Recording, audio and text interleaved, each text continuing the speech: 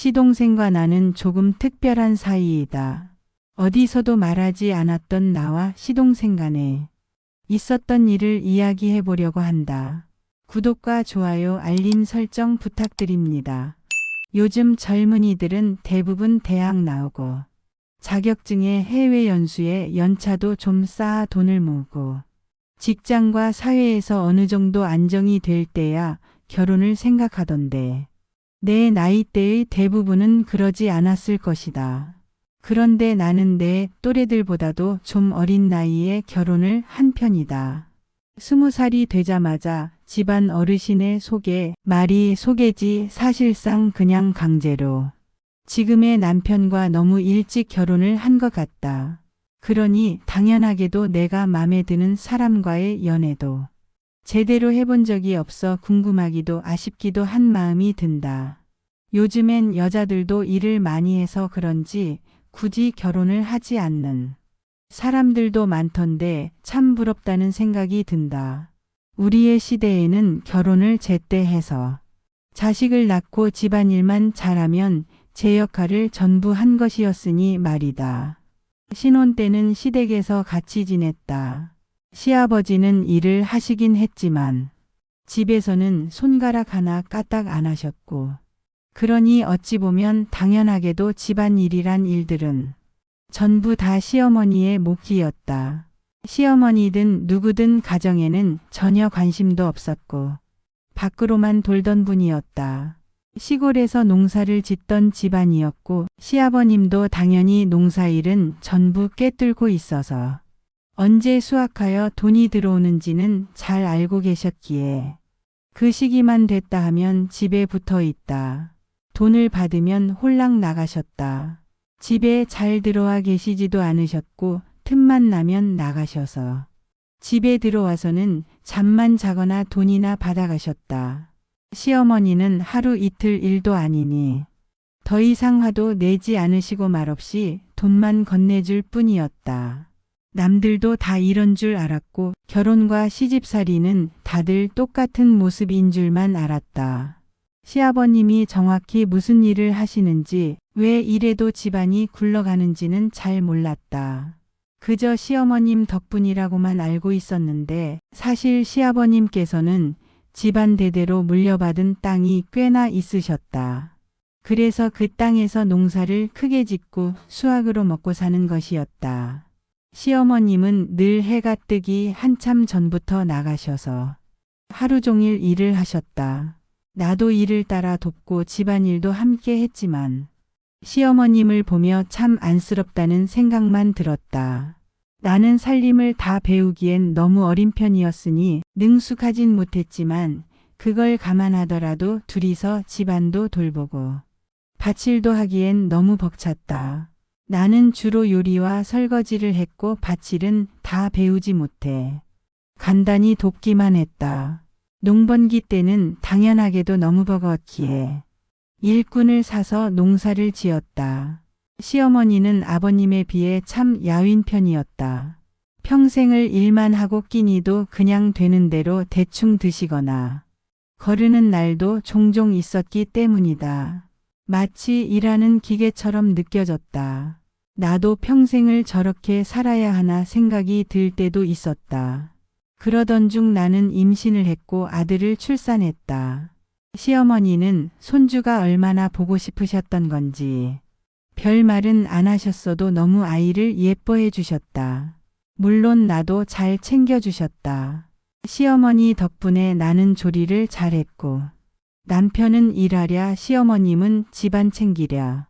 나는 아기를 돌보느라 다들 정신이 없었다. 그래도 나도 아들 보는 낙, 시어머님도 손주 보는 낙에 살며 한숨 돌리는 것 같았다. 어떻게 저런 남편을 만나셨지 궁금할 정도로. 시어머님은 시대와 참 다르게 날 잘 대해주셨다. 돌이 되기 전까지는 내 배려를 해주셔서 웬만해서는 집안일이나 밭일에 손도 못 대게 하셨다. 친정에도 몸조리가 어느 정도 되고 난 뒤 편하게 한 주 동안 다녀올 수 있었다. 밥도 잘 안 챙겨 드시면서 어떻게 저렇게 쌩쌩하신지 나이도 적지 않으신데 나보다 체력이 더 좋으신 시어머님이셨다. 아이만 아니었어도 내가 일을 더 많이 돕는 건데 아이가 조금 더 크고 나면 내가 꼭 짐을 덜어드려야겠다고 생각했다. 내 남편은 독자였다. 우리 부부가 결혼을 할 때 시아버지는 잔치도 열고 며느리를 얻었다고. 장가간 아들이 곧 손주도 볼 거라며 그렇게 자랑을 하고 날 예뻐할 것처럼 하시더니 결혼한 지 몇 달도 안 지나서 돌변하셔서 집안은 내팽개쳐두고 나는 없는 사람이나 일꾼 취급을 하실 뿐이었다. 심지어 아들이 나오기 한 달 전쯤부터는 아예 집안에 코빼기도 안 비추셨다. 그 이후로는 소식도 못 듣고 있었는데 아들이 100일 좀 넘을 무렵 시아버지는 대뜸 웬 갓난아기를 안고 들어오셨다. 시어머님께 아이를 다짜고짜 넘기시더니 시어머님이 둘째를 가지지 못하니 아들이 하나뿐이라 나가서 아들을 만들어 온 것이라는 말씀을 하셨다. 원래도 아버님과 별 대화를 안 하셨지만 정말 기가 차서 어머님께선 아무 말씀도 못 하셨다. 그 와중에도 아이를 혼자 키우랴 대신 봐준 집도 있고 필요한 돈이 산더미니 당장 돈이나 내놓으라는 시아버님이 정말 너무나 어이없었다.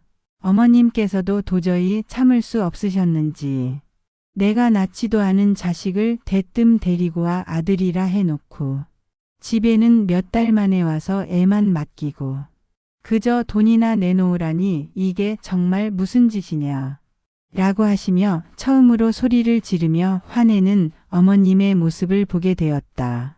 시아버님이 그런 이야기에 놀라거나 하실 분이 아니셨다. 아랑곳하지 않고 콧방귀만 뀌며 안 주면 내가 못 가져갈 줄 알고 남편이 필요하다면 줘야지 어딜 큰 소리야 하실 뿐이었다. 늘 집에 들어와 돈만 타가는 게 일이었으니 어머님께서 돈을 어디에 넣어두시는지는 당연히 다 알고 계셨다. 장롱을 뒤져 돈을 귀신같이 찾아 꺼내서 도망치려 하셨고 시어머님은 붙잡고 나도 말렸지만 우리 둘을 밀쳐내고 나가셨다. 어머님은 시아버지를 쫓아서 뛰어나갔지만 이미 멀리 가버리셨다. 시어머님은 주저앉아 우시고 나는 아이 둘을 안고 어이가 없어 그저 멍하니 서 있을 뿐이었다. 남편 도움 없이도 잘 살아오신 우리 시어머니는 금방 내 정신을 차리셨고 어쨌든 생명은 소중하고 아기는 죄가 없으니 잘 키우는 수밖에는 없다며 나더러 그 아이에게 수유를 부탁하셨다. 좀 껄끄럽긴 했다. 내 아이도 아니었고 시어머님이 낳으신 아이도 아니었고 그냥 남의 아기를 젖먹이는 기분이었다. 그래도 불쌍한 시어머님만 보며 아이를 키워나갔다. 나에게 미안하셨는지 어머님께서는 매 끼니마다 그야말로 진수성찬을 차려주셨다. 고기 반찬에 몸에 좋다는 것들은 어디서 구해오셔서 빼놓지 않고 밥상에 올려주셨다. 나도 건강히 잘 아이를 돌보았고 내 아들과 시동생은 형제 같은 사이로 커갔다. 집 나간 시아버지는 아이들이 5살 때 시커먼 얼굴과 훨씬 불룩해진 배로 걷기 버거하며 나타났고 시어머니는 차마 쫓아내지도 못하시고 병원에 데려가셨다. 돈은 술 마시고 노름하느라 이미 다 날리고 이곳저곳 돌아다니며 얹혀 지내다 아무도 받아주지도 돈도 한 푼도 없게 되자 그제야 다시 돌아온 거였다. 병원에서는 시아버님이 간암이라고 하셨다. 이미 치료는 다 늦었고 얼마 남지 않으셨다는 의사의 말에 나는 이러면 안 되지만 잘 됐다는 생각이 들었다. 더 이상 시어머님을 괴롭힐 사람이 없으니 말이었다. 일주일도 채 지나지 않아 시아버님은 세상을 떠나셨다. 마지막까지도 시아버님은 어머님이나 내 남편, 나에게는 미안하다는 말 한마디 없이 그저 불쌍한 둘째 아들이나 잘 키우라는 말만 남기셨다. 며칠 시어머니는 답답하고 화나 보이셨지만 이내 마음을 다잡고 내 남편과 함께 묵묵히 장례를 치렀다.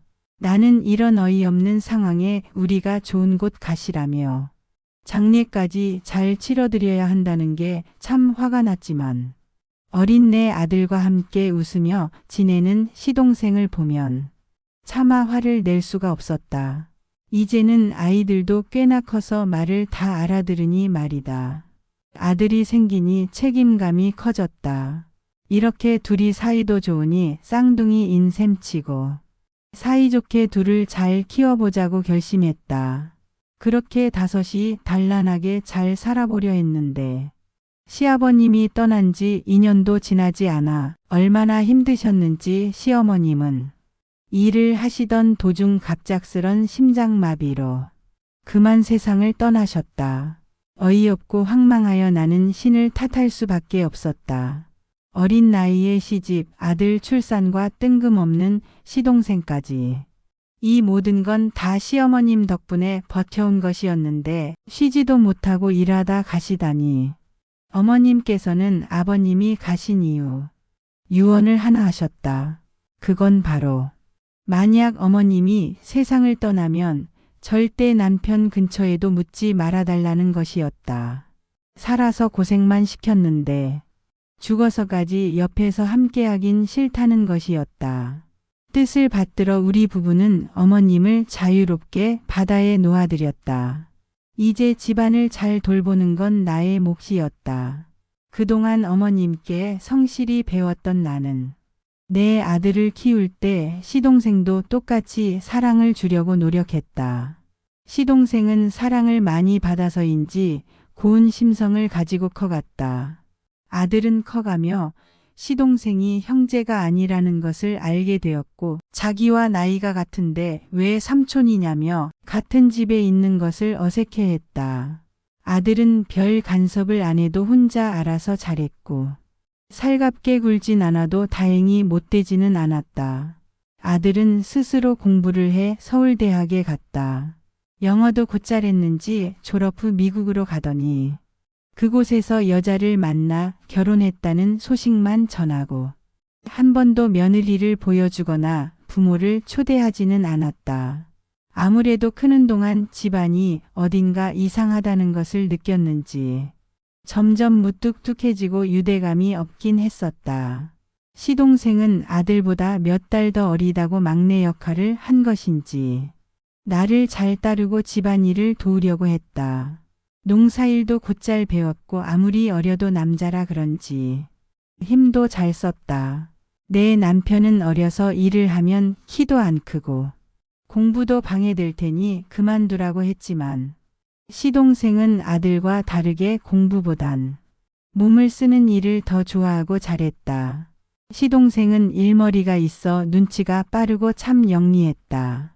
시동생은 아들과 나이가 같았지만 나와 집안일이든 농사든 하며 아들보다 더 붙어 있다 보니 듬직하게 느껴졌다. 시동생은 대학에 가지는 못했지만 계속 농사일을 도우며 우리와 함께 살고 싶다고 했다.